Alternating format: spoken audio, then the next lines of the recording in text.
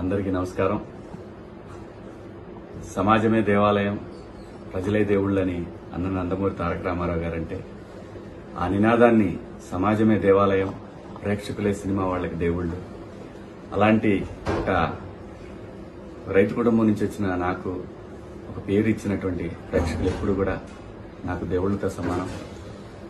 నా జీవితంలో నేను నమ్మేది ఒకటే, మనం మనలాగా ఉంటే ప్రేక్షకులు ఎప్పుడు ఆదరిస్తారు, మనం నటిస్తే ఆ రోజు వాళ్ళ హృదయాల్లో నుంచి పక్క దోసేస్తారనేది నేను ఎప్పుడు నమ్మే సిద్ధాంతం.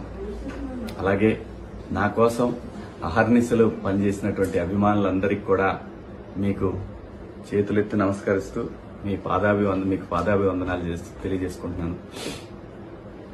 బిగ్ బాస్ సీజన్ 7 జర్నీ నా లైఫ్లో ఒక మధురానుభూతి. ఈ పాఠశాలలోకి లైఫ్లో ఒక్కసారి అడ్మిషన్ దొరికింది ఏ మనిషికైనా.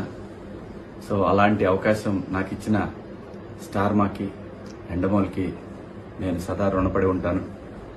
ఇక్కడ బిగ్ బాస్ ఆట అనగానే ప్రతి వాళ్ళు కూడా అక్కడికి వెళ్ళి గొడవలు చేయాలి, స్ట్రాటజీలు ప్లే చేయాలి, దాని తర్వాత అవసరమైతే కుట్టుకునే స్థాయి దాకా వెళ్ళాలి అనేటటువంటి ఒక దురభిప్రాయంలో ఉన్న వాళ్ళందరికీ కూడా కాదు.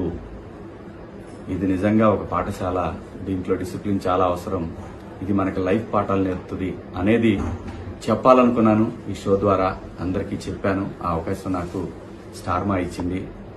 ఈ షోలో ముఖ్యంగా నాకు మొదటి సినిమా అవకాశం ఇచ్చినటువంటి నాగార్జున బాబు గారు ఎంత అద్భుతంగా ఆయన నుంచి కూడా హౌస్లో జరిగేటటువంటి మనం చేస్తున్నటువంటి మిస్టేక్స్ ని చాలా అందంగా అందరికీ నచ్చే విధంగా చెప్పడం అనేది ఈ షోలో హైలైట్ గా అనిపించింది నాకు.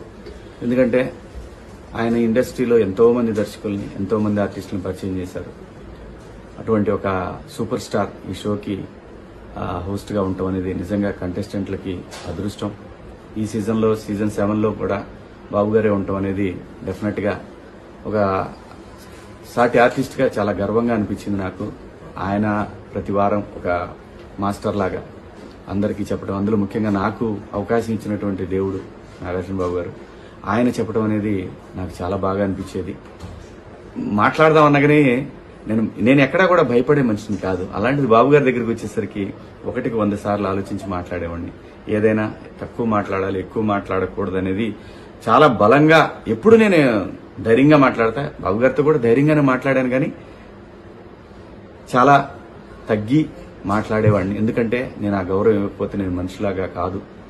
సో అటువంటి పరిస్థితుల్లో ఆ షోలో నాగార్జున బాబు గారు నాకు ఎన్నో విలువైనటువంటి సూచనలు చేశారు. వారికి కూడా ఈ షో సక్సెస్ లో వారిది ప్రధాన పాత్ర. ఆ షోలో నేనంటాం నా అదృష్టంగా భావిస్తూ బాబు గారు మీకు సదా రుణపడి ఉంటాను. చాలా మంది రకరకాలుగా మాట్లాడుకుంటున్నారు. స్టార్ మా వాళ్ళు శివాజీని వెనకాల పెట్టారు, అక్కడ పెట్టారు, ఇక్కడ పెట్టారు, వేరే వాళ్ళని ముందుకు తీసుకొచ్చారు. ఇవన్నీ నేను ఒప్పుకోను. ఎందుకంటే వాళ్ళు ఒక పద్ధతి ప్రకారం ఒక ఫార్మెట్ లో వెళ్తారు. దాని ప్రకారం ఈరోజు ఓటింగ్ జరిగింది.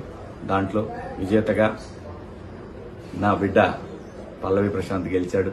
వాడు గెలవాలనుకున్నాను. ఎందుకంటే ప్రజలు ప్రతిసారి ప్రభుత్వాల చేతులు ఓడిపోతుంటాయి, కామన్ మ్యాన్ ఎప్పుడు ఓడిపోతుంటాడు. కానీ ఈ సీజన్ లో కామన్ మ్యాన్ గెలవాలి అని గెలిపించాలని దృఢ సంకల్పంతో ఎప్పుడైతే ప్రశాంత్ వచ్చే వరకు నాకు అటువంటి ఆలోచనలు లేవు. నాకు అప్పుడు అనిపించింది ఇలాంటి ఒక పల్లెటూరు నుంచి వచ్చిన నాలాగనే వచ్చాడు ఈ షోకి, నేను ఎలాగైతే ఇండస్ట్రీకి వచ్చాను అలా వచ్చిన ఒక వ్యక్తి సక్సెస్ అయితే కోట్ల మందికి ఇన్స్పిరేషన్ గా ఉంటుంది అనుకున్నాను.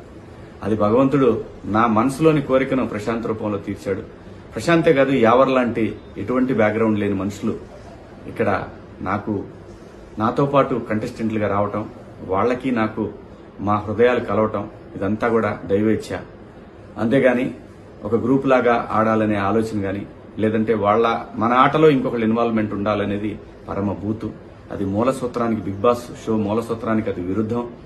దాన్ని బలంగా నమ్మి అంతఃకరణ శుద్ధితో నేను పనిచేశాను ఈ బిగ్ బాస్ షోలో. నేనేంటో, నా క్యారెక్టర్ ఏంటనేది ప్రజలు చూడాలనుకున్నాను. అది చూశారు. కోట్ల మంది అభిమానులుగా వాళ్ళ గుండెల్లో నన్ను పెట్టుకున్నందుకు ప్రతి ఒక్కళ్ళకి కూడా పేరు పేరున హృదయపూర్వక నమస్కారాలు తెలియజేసుకుంటూ, నాకు సపోర్ట్ చేసినటువంటి నా అభిమానులందరికీ కూడా, మీ అందరికీ కూడా పాదాభివందనాలు. త్వరలోనే మిమ్మల్ని కలుస్తాను. ఇప్పుడే ఇంటికి వచ్చాను, కలుస్తాను. Thank you so much.